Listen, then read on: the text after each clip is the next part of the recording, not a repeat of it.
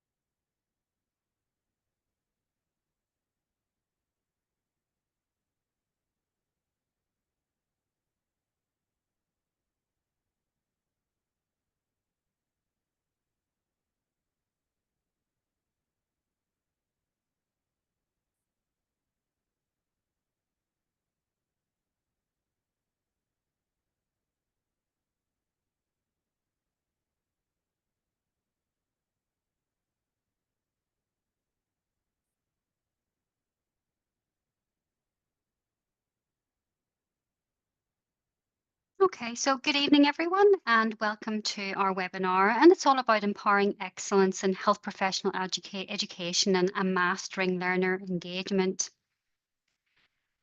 Before I start, I would like to do an acknowledgement, and I would like to acknowledge the Bindal and the Wilgarukaba peoples of Townsville. And I'd like to pay my respects to elders past and present and extend that respect to other Aboriginal and Torres Strait Islander people who are present here today. I'd also acknowledge that there are different custodians for the land from where you may be watching from today. And I encourage you to place an acknowledgement of your custodians of the land in the Q&A box. You can name them and acknowledge that specific country, nation, and language group. And I think it's a nice way to understand how far apart we all are and across the country of Australia, because we do live in quite a big country.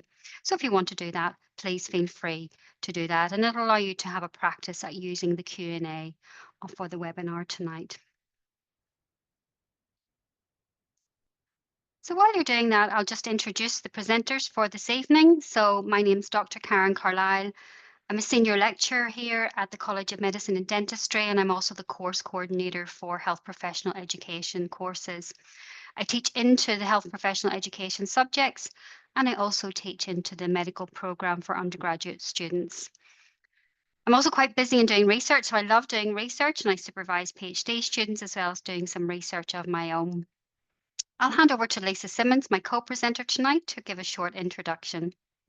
Thank you for that, Karen, and welcome everybody. So my name is Lisa and I'm a senior lecturer here in the Faculty of Medicine in Health Professional Education, and I coordinate a few subjects in the graduate certificate in Health Professional Education, specifically around clinical teaching strategies, innovative approaches to education and action research in health professional education as well. And I have got a wealth of experience working directly with learners in clinical health contexts. I've developed and managed student-led healthcare services here at James Cook University, and spent a lot of time providing feedback. So that's what we're going to focus on this evening. Thank you. That's great, Lisa. Thank you. So now moving on to what we're going to do tonight. And this is an overview of the webinar, and we do like to apply these educational principles. So this is a summary of the learning outcomes for tonight. I'm going to start off with a little bit from me. So I'm going to talk a little bit about why health professional education is so important and why it's important for health professionals, for patients, and that whole community. And then I'm going to hand over to Lisa for her education session on effective feedback strategies. After Lisa's finished up, then Lisa will hand back to me, and I'm going to go through some of those main aspects of our health professional education courses on offer and cover some of those key subjects that we offer. We encourage interaction, so if you want to put any questions throughout the session tonight in the Q&A, you're most welcome.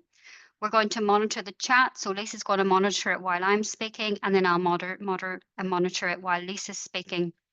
But there'll also be an opportunity to pop questions in the Q&A at the very end.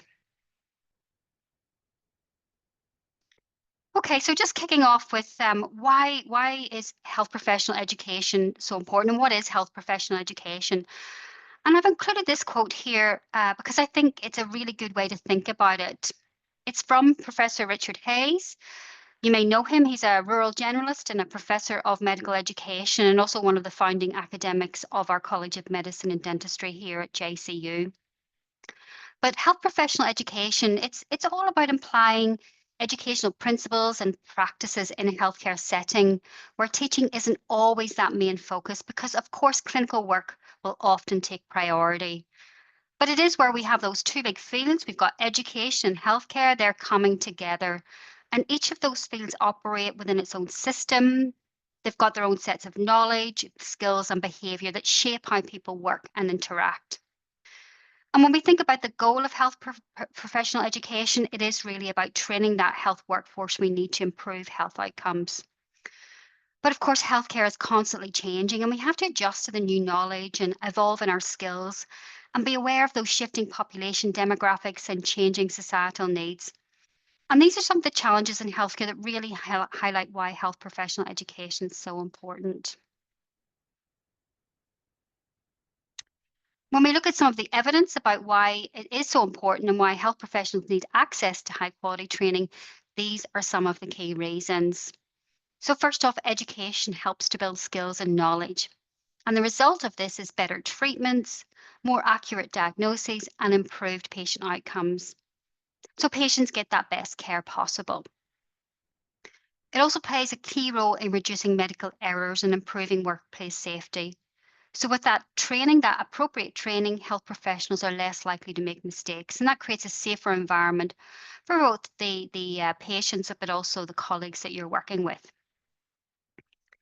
Education also helps health professionals improve their communication skills, and this can lead to better patient understanding and satisfaction, smoother teamwork amongst colleagues, particularly when working in multidisciplinary teams.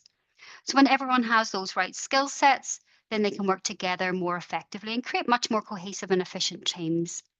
And of course, we're pulling it back. This kind of collaboration is essential for providing that well rounded and coordinated care to patients. I mentioned before that healthcare is always changing, and continuous education helps keep health professionals stay up to date with the latest treatments, those technologies, and those best practices. So it's absolutely crucial for delivering that highest standard and most up to date quality care. And then finally, offering education and development opportunities can boost staff morale and improve retention. So when healthcare professionals have chances to learn and grow, they're much more satisfied and motivated. And that means they're more likely to stay committed to their roles. So this is my final slide before I hand off to Lisa. And this is really pushing it back onto you and highlighting the role you as health professionals who are interested in upskilling in health professional education. And health professionals, whether you're a doctor or a nurse or an allied health practitioner, you play an absolutely critical or vital role in providing care, but also in teaching and guiding others. And that ranges from patients to students that may be coming into your workplace and also fellow colleagues. So, with your experience, you're in that unique position to mentor students, support new practitioners, maybe work across disciplines to facilitate that hands on learning and really encouraging that critical thinking. And I think that's one of the great things about our course in health professional education. It's incredibly versatile. And I'll talk a little bit about that towards the end of the webinar tonight. But you can apply your knowledge in all sorts of settings, from hospitals to primary care to rural health services and community clinics. You can see different settings that I've got on the screen there. But many of our graduates from this course, they go on to take on roles as educators or clinical supervisors or preceptors. So it's a really good way to not only deepen your own expertise, but also it can take your career into the next level.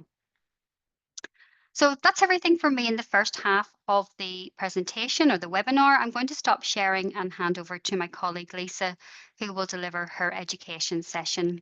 Thanks, Lisa. Okay, thank you very much for that, Karen. So I'm just going to take the time to share my screen this time. Now, can everybody see that nicely?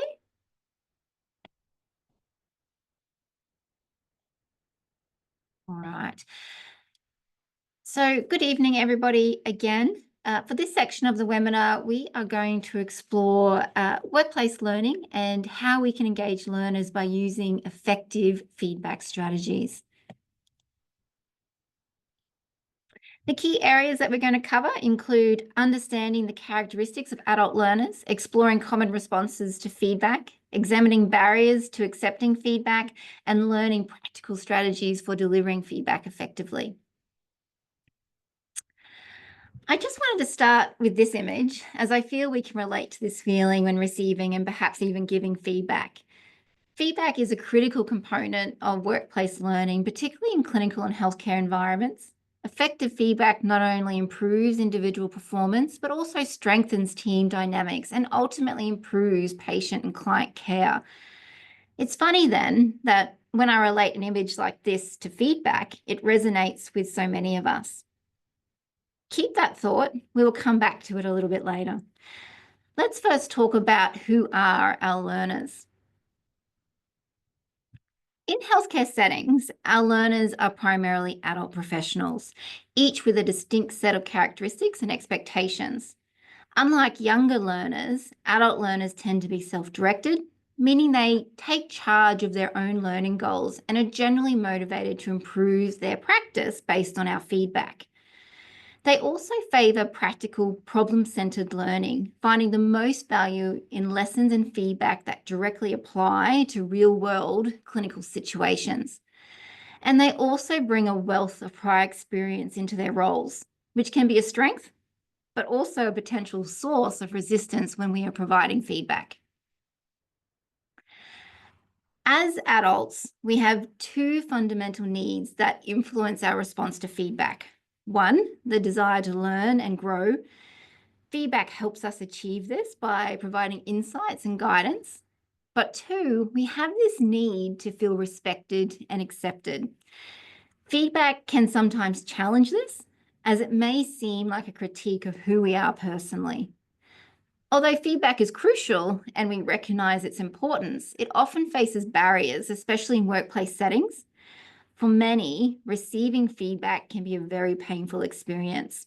And I guess a common hesitation in giving feedback comes from this fear of perhaps getting a negative reaction.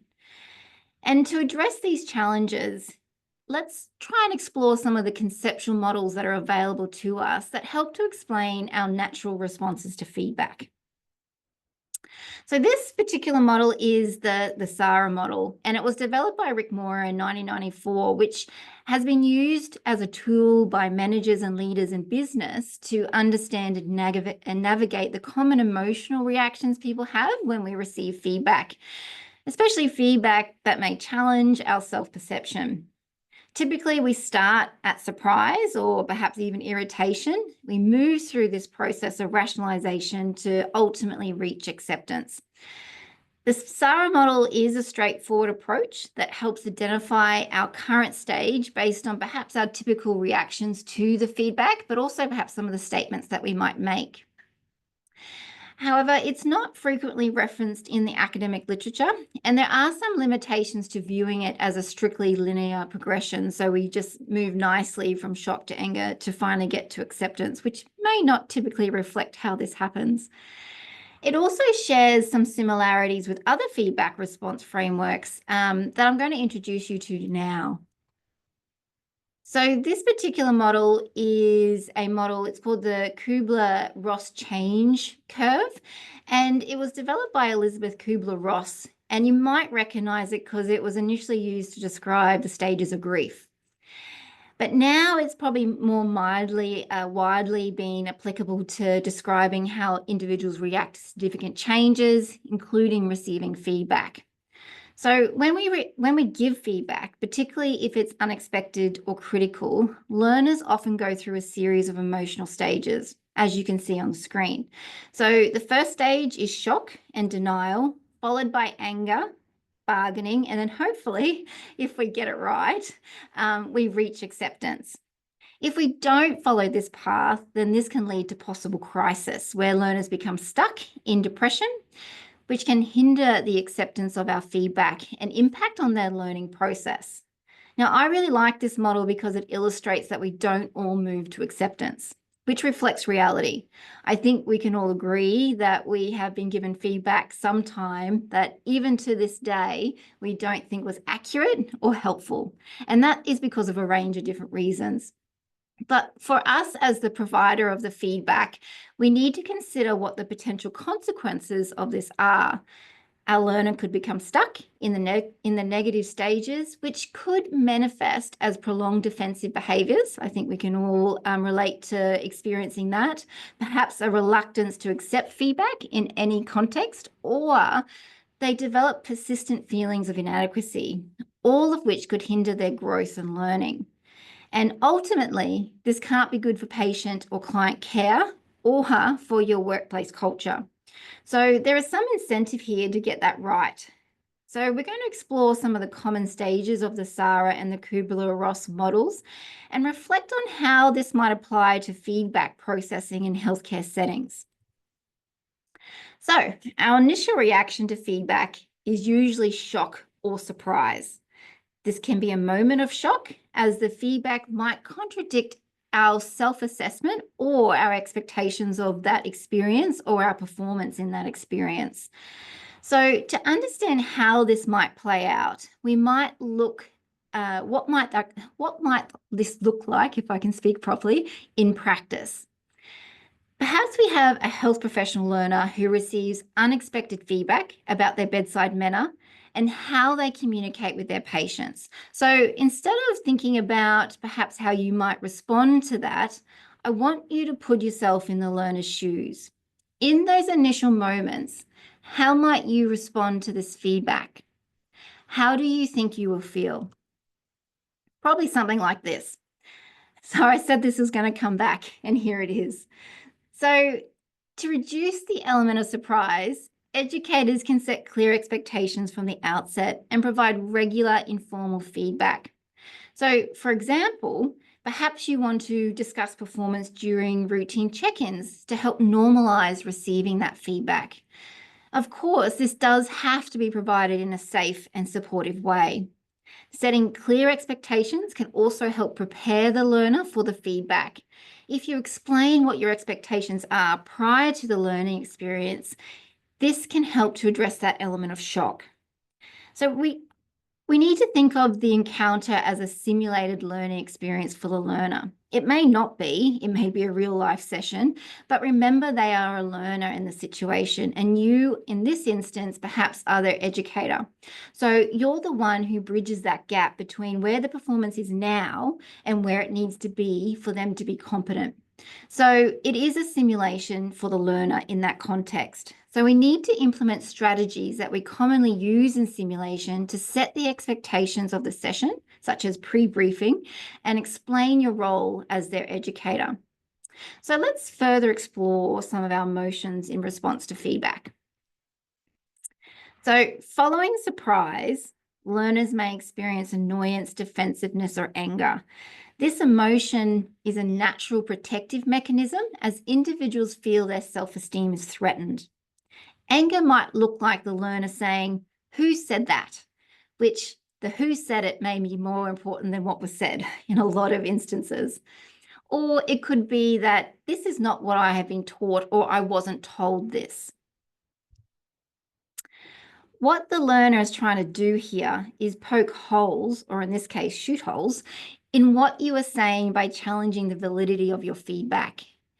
We are hardwired to identify threats in our environment. So unfortunately, we are very good at spotting what is wrong before we can even see what is right with the feedback. So in this stage, we should acknowledge the learner's feelings and provide feedback in a calm, supportive way. It's important to focus on specific behaviours rather than making personal judgments, which can help reduce their defensiveness. The key here is to roll with the resistance and simply listen to the learner's concerns. You need to be what I call a supportive mirror and reflect back to the learner what their concerns are, as this will help them feel heard and will improve their receptiveness to what you have to say next. So the next stage is denial. When learners are in the denial stage, they begin to rationalize the feedback. This stage is very similar to anger, however, perhaps not as emotionally charged. They might make what we call excuses in an attempt to justify their actions. And it's probably been my experience that we don't like it when people provide excuses. We feel challenged and perhaps pushed to retort with reasons why our feedback is sound. But what I want to stress to you is that this is an important cognitive process and is a way for individuals to protect their self-concept and start to understand the feedback within their own context. It is a sign that they are processing what you have said and are moving from the feedback being wrong to there are reasons why your feedback is right. So to make this clear, I want you to consider the following scenario. We have a health professional learner who is rationalizing a medication error, a serious thing to do, but they are blaming the busy shift, too many competing demands, or they were given unclear instructions.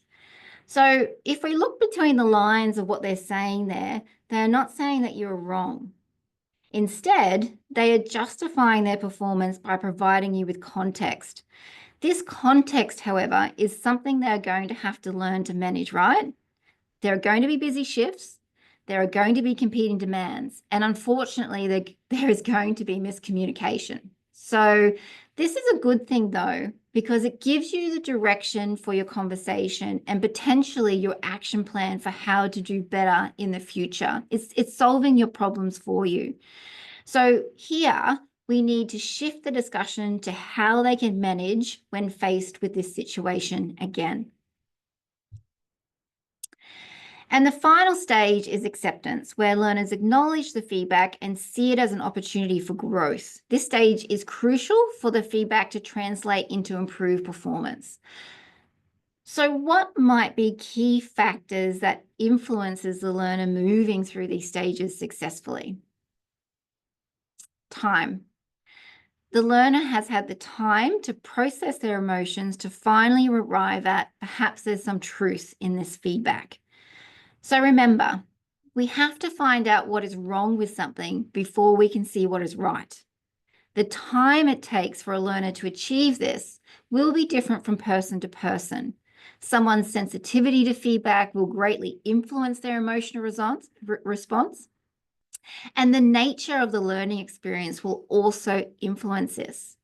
The nature of healthcare and some of the things that we get exposed to may elicit stronger emotional responses with our learners, and therefore it may require some more time to work through those emotions before you're able to then move to the feedback.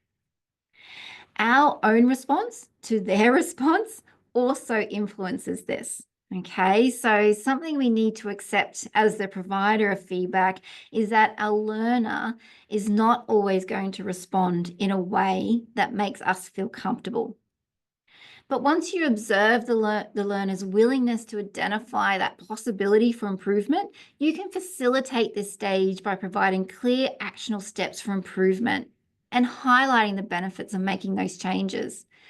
We need to celebrate the small wins and their progress because this also reinforces those positive changes and it helps to rebuild the learner's self-efficacy and their self-confidence. So you can imagine that this does take a hit in this feedback process. So we know our emotions significantly influence how feedback is received, but there are many triggers that exist in the work environment as well as the way that we provide the feedback that may also obstruct how feedback is received and accepted.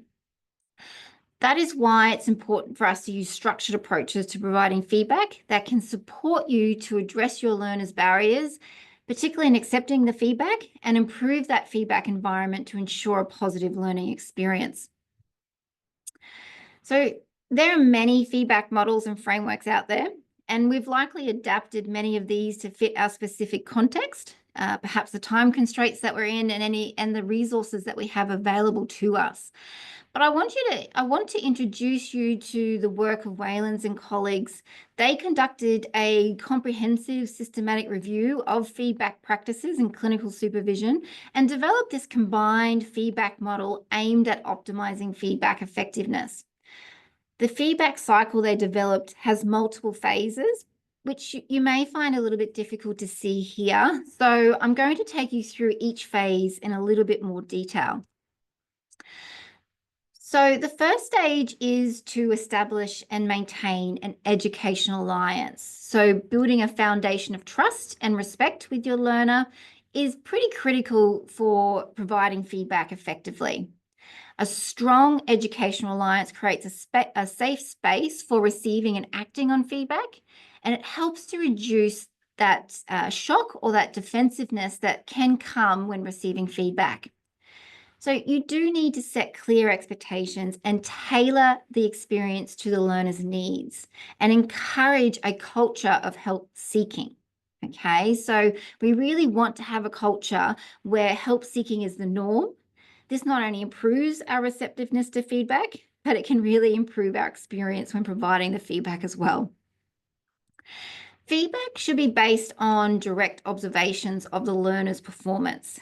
I do understand that direct observation may not be possible in every context, every time.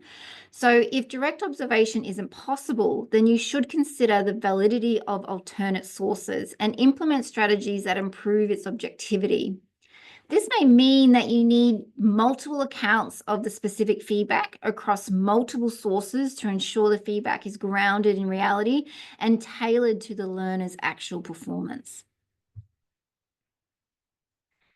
It is important that we choose the right time to initiate that feedback discussion. Timing matters in feedback delivery. It should be timely, in a private setting, and without distractions. It is most effective when it's face-to-face and given soon after the observed behaviour. Providing it in a private setting ensures that it's focused and that you can allow for that reflective conversation, which enhances its impact on learning. And it is critical that you relay that intention, that the intention of the feedback meeting is to support the learner to achieve their objectives. And it really helps to manage that emotional response. We should be encouraging our learners to reflect on their own performance before we give them our feedback. Okay, so this step helps guide the feedback conversation and enhances the learner engagement. Once the learner is able to identify the areas that they did well and the areas that they do need improvement in, it gives us permission to then discuss our perspective of their performance, but it also gives us the ability to tailor our feedback to the areas where they have already identified opportunities for growth. So we get permission and it sort of allows for that conversation to happen and minimizes that emotional response. It also helps us to reflect on our performance as the supervisor or the educator and whether the learning experience that we created for the learner needs to be improved or changed to ensure that it improves the learner experience. So then we can start to provide our feedback on the performance. When we provide feedback, several key principles ensure it is constructive and it is impactful. So feedback is specific and it's behaviorally focused, it's objective and actionable, and it's tailored based on shared goals. Okay. Feedback should be a two-way interaction rather than a one-way conversation. We have to engage in a dialogue that allows the learner to ask questions, to clarify any points, and express their perspective. This creates a collaborative learning environment and it helps to make the learner feel more involved and encourages them to take ownership of their growth. It is not an inquisition where you shoot question after question to determine why the learner did what they did. What I can say about that approach is the learner becomes very uncomfortable and they will shut down. Both parties need to contribute to the direction of the conversation. The primary goal of feedback is to benefit the learner. So constructive feedback, whether it's positive or whether it's critical, should ultimately support the learner's professional growth. By focusing on areas that align with the learner's goals and their practical needs, this can then become a powerful tool that will help them build on their strengths. every learner comes with a unique background. They come with a different set of skills and a different learning pace. So flexibility in feedback means that we have to be open and adjust our approach based on the learner's response to us, as well as their needs. And finally, effective feedback answers 4 questions. Where have I done well, which acknowledges the strengths, boosts confidence, and gives motivation? Where can I improve, which identifies the specific areas needing improvement? How do I improve, which provides those actionable steps, turning feedback into that learning opportunity? And lastly, what do I do next time, which encourages that reflection and self-regulation, hopefully empowering our learner to apply feedback independently. So these last steps of the Wayland model is to help evaluate the effectiveness of the feedback. So here you need to engage the learner by exploring their thoughts on the feedback, as well as their emotional response. This ensures that they understand and agree with the feedback. So in this, you need to manage your own response here, okay? As this step can help reduce any misunderstandings and increases the chance of the learner accepting and applying the feedback. And finally, you and the learner should work together to create a plan for improvement. This action plan should be written, specific, and include details about you, the supervisor or the educator, about how you will support them to improve. It needs regular follow-up and continuous feedback to ensure that progress is monitored and learning is ongoing, and that you provide consistent feedback that allows for real-time adjustments. So it's a working plan that gets updated as you move along. And this reinforces learning and ensures that the learner remains on track towards their developmental goals. So I just want to leave you with this. I began with an emotive image and I want to end with one. So when I look at this picture, I see a learner looking to me to help them reach their full potential. So sometimes this means providing feedback that challenges their self-beliefs. And sometimes that means they won't like me very much. And I'm probably going to feel very uncomfortable too. Okay, so the thing is, we need to understand how this process happens. And by doing that, that can help me manage my own emotions and my response to them and keep me grounded in my role. Providing effective feedback is essential to our purpose as educators. It supports learners' growth, it refines their skills, and fosters their professional development. To achieve this, we must give feedback regularly, support a feedback culture that encourages a self-help type behavior. We must use structured evidence-based models and create supportive learning environments. And most importantly, we need to roll with the resistance as a natural part of the learning journey. Now, before I hand back to Karen, I just want to acknowledge there are 2 parties involved in these feedback exchanges, the provider of the feedback and the receiver. Both providing and receiving feedback is a skill that can be learned. And if you want more information about the flip side of this equation, then Professor Sheila Heen has conducted quite a bit of work in this space, improving people's response to feedback, even when they find it not helpful.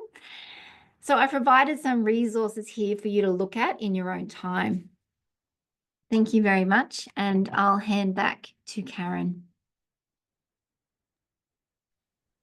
That's great, Lisa. Thank you so much for that presentation. Very informative. And before I go into the second, my second part of my presentation, I just wanted to say that Lisa's presentation tonight is a little taster about how we all approach the subject and the content within health professional education.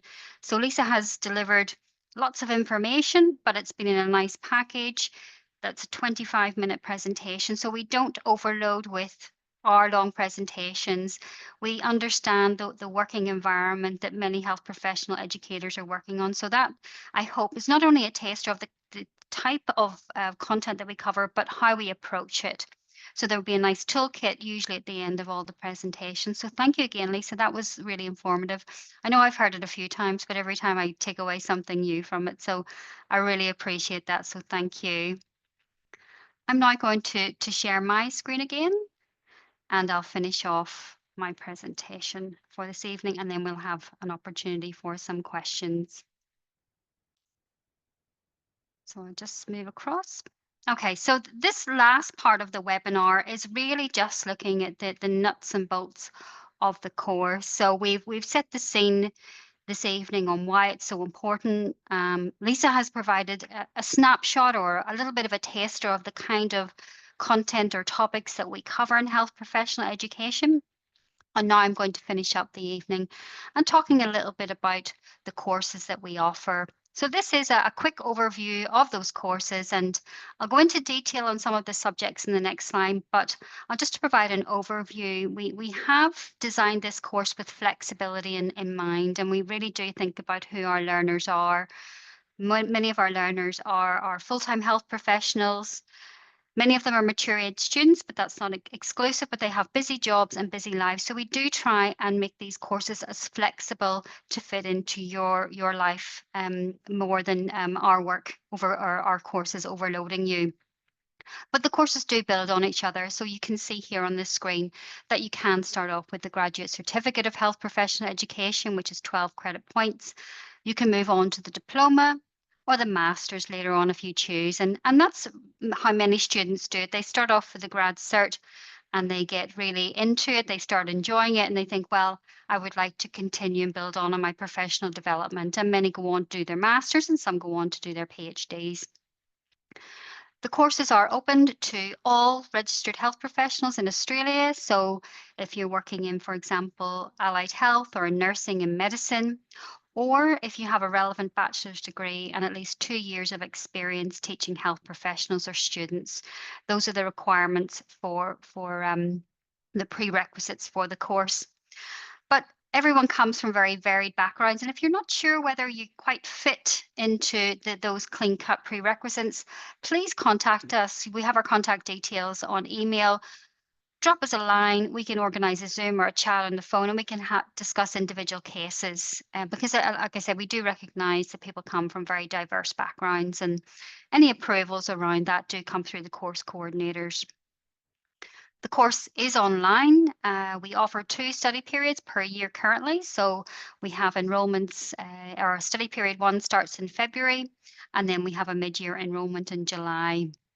And we are planning on shifting to trimesters in 2026, but we have lots of plans in place to ensure that very smooth transition for our existing students. And it's quite an exciting time to be in right now. Just thinking about the fees. So if you're an Australian citizen or a permanent resident or a New Zealand citizen or permanent resident, you can apply for a Commonwealth supported place.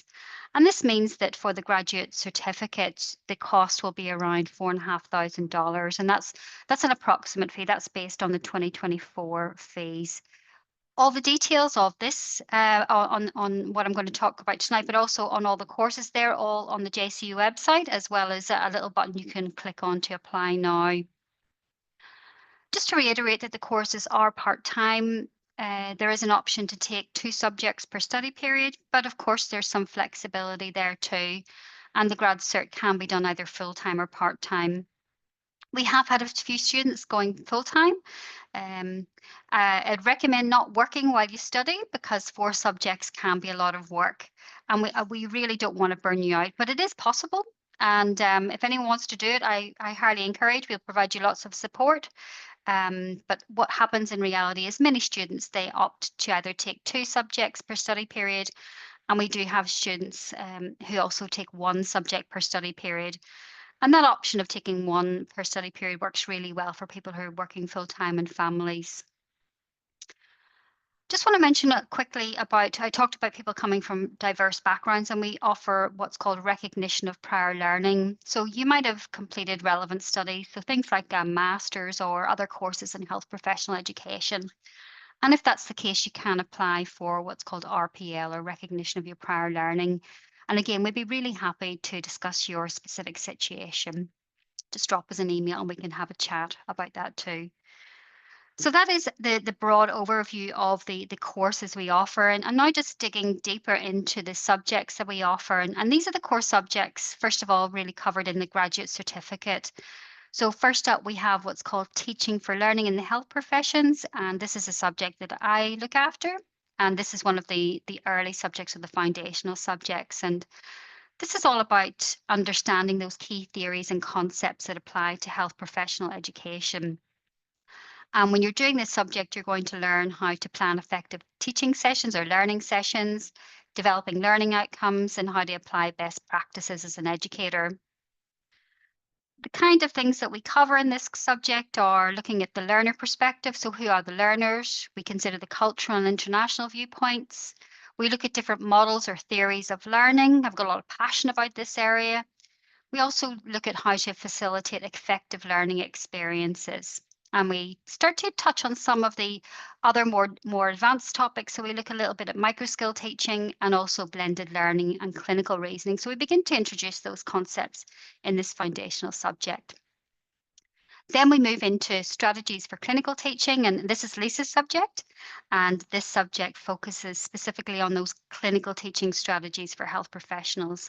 And there's really much more hands on experience in looking at how you go about doing your regular teaching sessions and really putting some of those theories from the foundational subjects, what you learn in this subject, into practice. So that's what it's all about. We cover things like communication and feedback. So, an example of what Lisa presented tonight. We also look at teaching procedural skills, and then we also touch a little bit on online learning, teaching in clinical settings, things like role play with simulation patients, and strategies for large and group settings. So, there's a broad range of clinical teaching skills there. Then innovative teaching in the health professionals subject. This is a chance to really enhance your teaching skills through those creative approaches. So Lisa again coordinates this subject and it's looking at multimedia techniques and innovation in assessments. Things like simulation-based learning. You also get a chance in some of the assessments to develop your own educational video, doing demonstrations and using podcasts. So it is quite an interesting and on the cutting edge of the technology we might use in learning and teaching. And then finally, in the grad cert, we wrap up with the health professional education using action research subject. And this is the capstone subject, and it's really giving you that opportunity to draw everything that you've learned so far to design, teach, evaluate, and report back on a series of learning sessions using that action research framework. So you're going to get that practical understanding of action research in a health education context. And we've got activities that focus on designing, planning, implementing, and presenting your research project. So it is very research focused, but really what we're doing is pulling together all that knowledge and skill set you've developed. And then moving into the graduate diploma, I'm not going to talk too much about the subjects there, but we do have subjects on assessment and evaluation. We also look at curriculum redesign and also leadership and health professional education as well.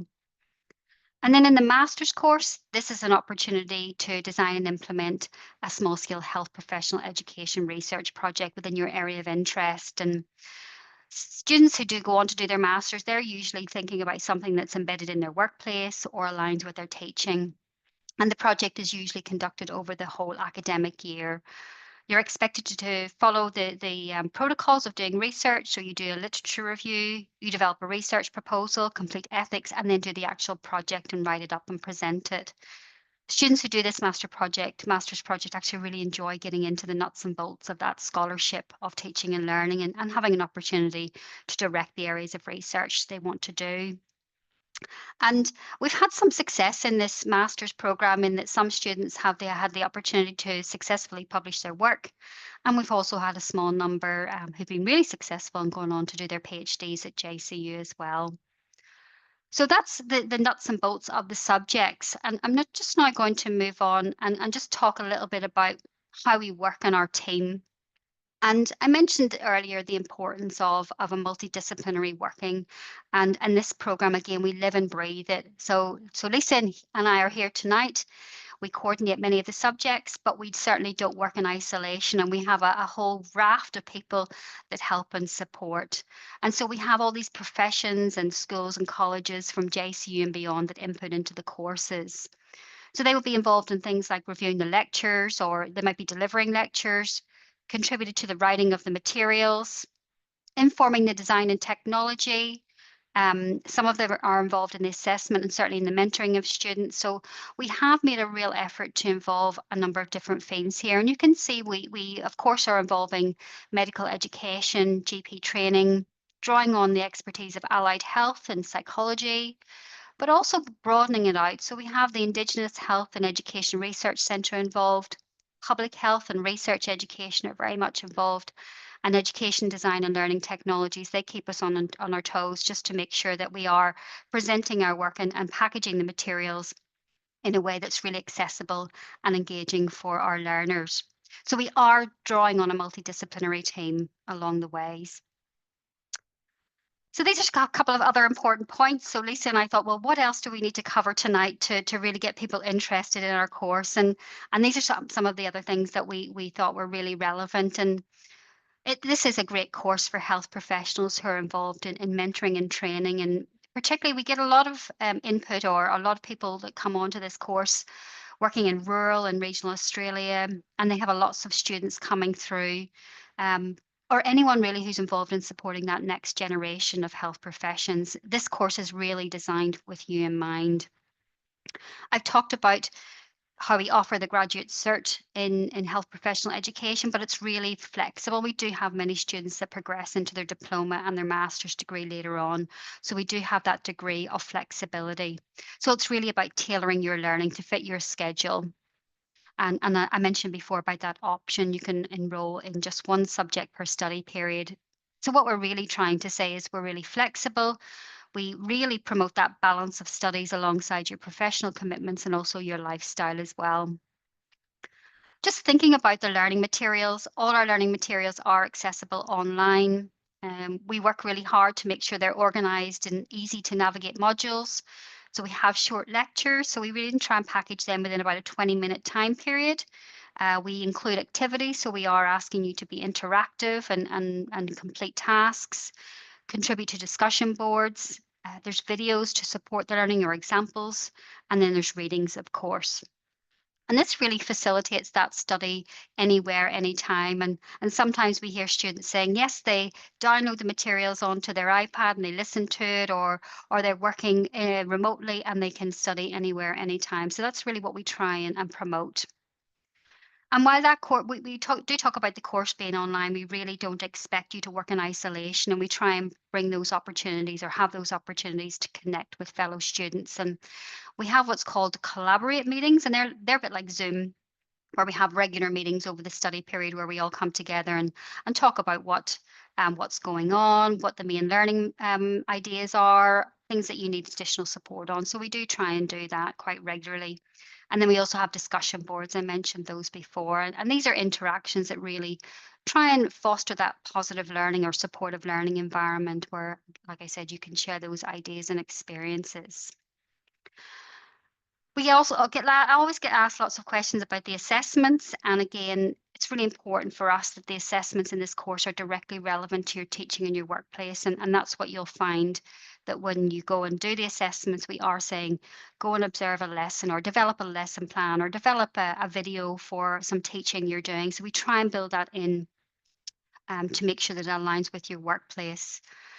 We hope that you will build this comprehensive toolkit of resources that you can apply to your professional context over the course. And then just finally, we do have a team of experts in health professional education on the course, and we're really there to lend a hand and guide students through the learning.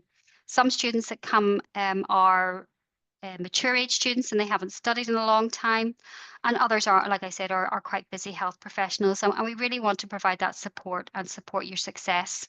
So not only do we provide content knowledge, but we provide support in navigating that online learning environment and in writing and assessments. So like I said, here to support your success.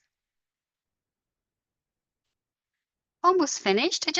Before we move on to the questions, I thought I'd finish by sharing some of the things that students that have been enrolled in our courses have to say. And And tonight has all been all about feedback. So I thought, well, we'll show some feedback that we've had on our courses, and I have chosen some nice quotes from students. But it is very important. We do appreciate feedback.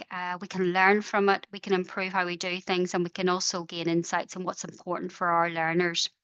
And these comments have highlighted some of the benefits in terms of the learning environment, the way the learning materials are organised, and that community of health professional educators that we try and foster.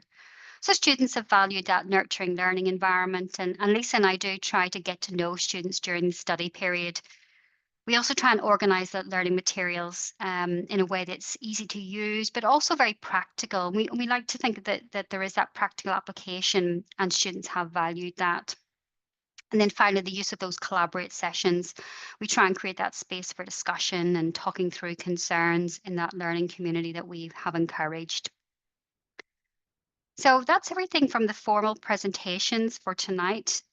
We just got any questions. So this is an opportunity for you to pop any questions you might have, anything that we haven't covered. So anything about Lisa's presentation tonight, or anything about the courses. If you just want to pop them into the chat, we'll just give you a minute or two to type anything in if you have anything.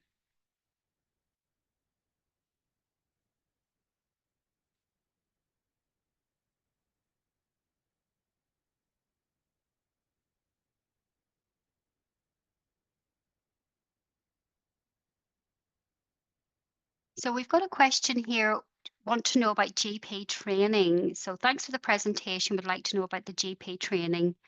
So if that's talking about what's specifically tailored to GPs, what we do is we actually tailor our course for all health professionals. So we would be providing that toolkit of resources so that if you are doing any training as a GP, that would fit into that. But we don't specifically offer GP training per se.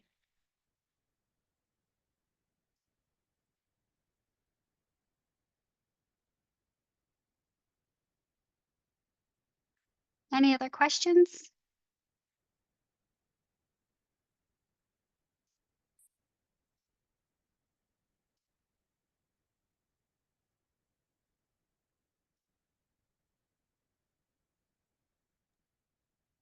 We must have answered them all, Karen. Oh, we must have done. Well, look, if there are no questions, again, please follow up with any questions you might have by email. I'll just flip to the next slide. There's just a few other things tonight, and I do really appreciate your participation tonight. We just have Oh, one more question here, Karen, about the time commitment to do the course. Yep, that's great. So, Megan, thank you for your question. So, an indication of the time commitment required to do the course and how often are the live sessions held.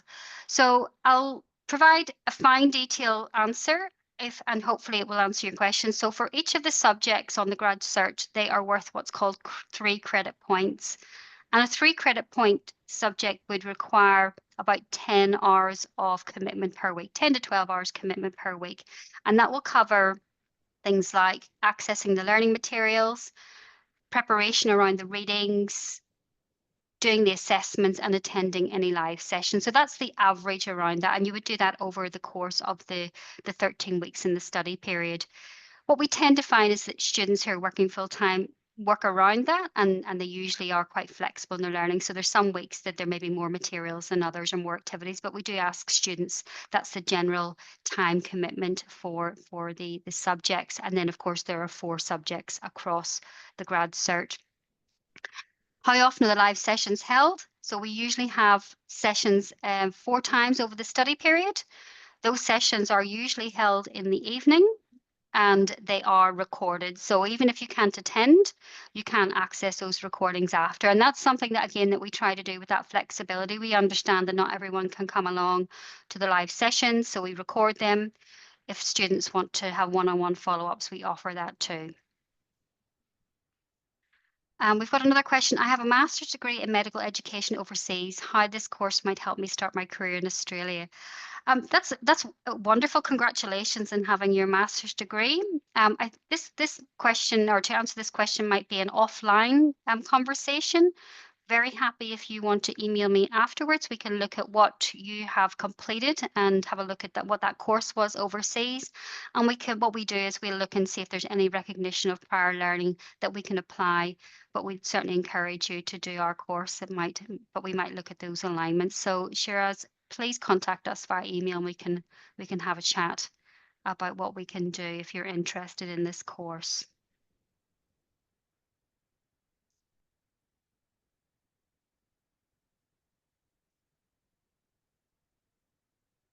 I think that might be it. Okay. Thank you for those questions. Actually, they're really good questions, and hopefully that has provided more information for others on the session tonight. I'll just progress this slide along. We're at 5 minutes to 7, so I'll just cover some of the other things that you might have questions about. So we do appreciate you coming along tonight. We are at the pointy end of the year. Everyone's been incredibly busy. We're all incredibly tired and looking forward to Christmas. So we do appreciate you coming along to the session tonight and asking questions.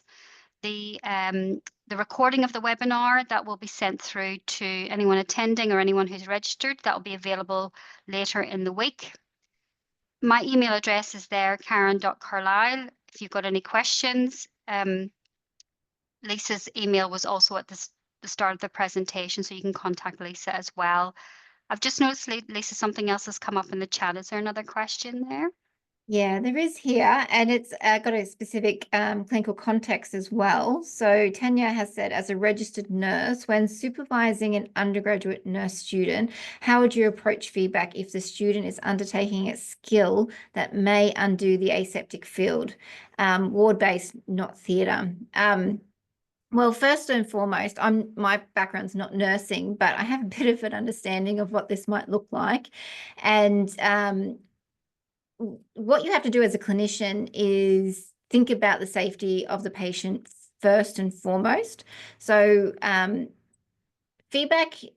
feedback in front of a patient to a student that may have done something wrong can be a little bit challenging. So I would always say, as a clinician, step in and do it in a very respectful way and take over and try and remedy the situation. So that might be to redo the process again and then provide feedback later. Okay, so this probably happens in practice a lot of the time in a hospital setting. So you just have to step in as the clinical educator. So remember how I said that for the learner, you need to sort of see this as a bit of a simulation, even though it's not. It's a real life situation where you are the educator. You need to bridge that gap between where the learner is and where they need to be to provide a competent clinical service. So if the learner's not there, you need to step in and bridge that gap and then provide the feedback later. Does that make sense? Did I answer that question for you?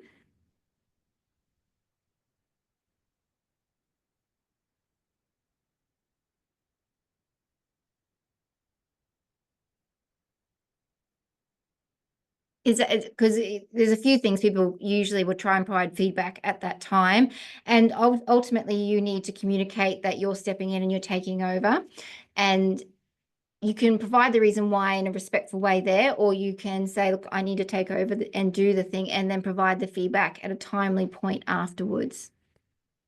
So I'll just leave it there. Tanya might be able to answer whether I've answered that question, but that was what I would recommend.